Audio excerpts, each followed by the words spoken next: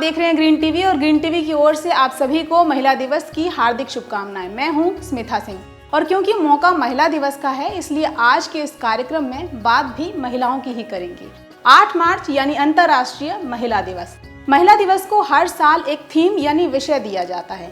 इस साल यानी 2019 की थीम है बैलेंस फॉर बेटर, यानी बेहतर के लिए संतुलन। संतुलन यानी कि समानता, संतुलन महिलाओं के अधिकार में, संतुलन उनकी मान्यताओं में, संतुलन उनकी आय में। सभी विकसित और विकासशील देशों में अंतर्राष्ट्रीय महिला दिवस इस उद्देश्य से मनाया जाता है कि विश्व भर की महिलाएं अपनी क्षमता को पहचानें, सामाजिक, राजनीतिक और आर्थिक उन्नति करें। साथ ही ये दिन उन महिलाओं को समर्पित है जिन्होंने महिलाओं को उनके हक दिलाने के लिए कोशिशें की हैं। लेकिन हकीकत क्या है दोस्तों? हकीकत ये है कि महिलाएं आज भी समानाधिकार नहीं पाती। शहरी महिलाएं भले समानाधिकार की दौड़ में पुरुषों के कंधे से कंधा मिलाकर खड़ी हों, लेकिन ग्रामीण इलाकों में महिला दिवस वास्तविक धरातल पर खरा नहीं उतरता। ग्रामीण आबादी जिसमें ज़्यादातर महिलाएं खेती किसानी से जुड़ी हैं, यानी महिला किसान, लेकिन जब भी बात किसान की होती है तो सब किसान भाई कहकर संबोधित करते हैं, जबकि किसान शब्द की सही परिभाषा है जो कोई भी अपनी आजीविका के लिए कृषि पर निर्भर हो वो किसान है। फिर किसान भाई क्यों, बहन क्यों नहीं? ये ज्ञान नहीं है, वास्तविकता है, क्योंकि किसान शब्द की ये परिभाषा the national policy for farmer 2007 में बताई गई है। फिर सिर्फ किसान भाई क्यों कहा जाता है, बहनें क्यों नहीं? रीज़न है इग्नोर। हमारे समाज की कुंठित सोच को महिलाओं को नज़रअंदाज करने की आदत है। लेकिन इसमें नुकसान किसका है? हम सबका ना। कृषि प्रधान देश में जितने किसान हैं उनमें 70% महिलाएं हैं। कृषि के आधे से ज़्यादा काम महिलाएं करती हैं। खेती से संबंधित कोई काम ऐसा नहीं है जिसमें महिलाओं की ज़रूरत ना हो, या वो करती ना हो, या वो कर ना सकें।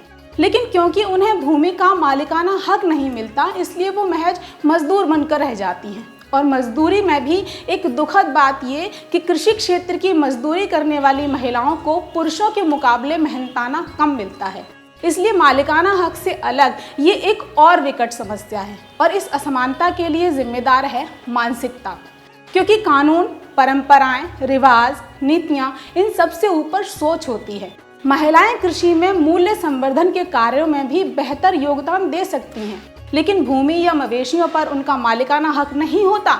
इसके अभाव में वे व्यवसाय में उन्नति करने के लिए बैंकों से कर्ज भी नहीं ले पाती, क्योंकि वो संकुचित सोच ही है जो इस तरक्की को रोकती है। वरना इसी भारत में तमाम महिला किसान ऐसी भी हैं जिनके नाम के साथ सफल और प्रगतिशील जैसे शब्द लगते हैं। ये क्या महज एक दिन में संभव हुआ? नहीं। सफल महिला किसानों को उन्नति बरसों की अथक मेहनत और प्रयासों के बाद मिली है, और कठिनाइयों के बाद मिली इस उन्नति में कहीं ना कहीं कुछ हाथों का साथ भी रहा होगा। जाहिर है उनमें पुरुष भी शामिल होंगे। तो क्यों नहीं देश के हर पुरुष की मानसिकता ये हो जाए कि महिलाओं की उन्नति सिर्फ उनकी नहीं, पूरे परिवार की है। पुरुष भी इस बात का समर्थन करें कि महिलाओं को भी ज़मीन का मालिकाना हक मिलना चाहिए।